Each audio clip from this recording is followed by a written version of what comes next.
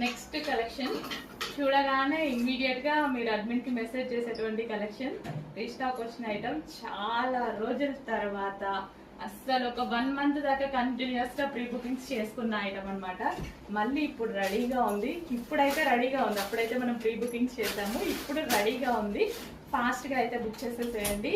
బనారసి దుపట్టా వచ్చింది with brocade work తో వచ్చింది.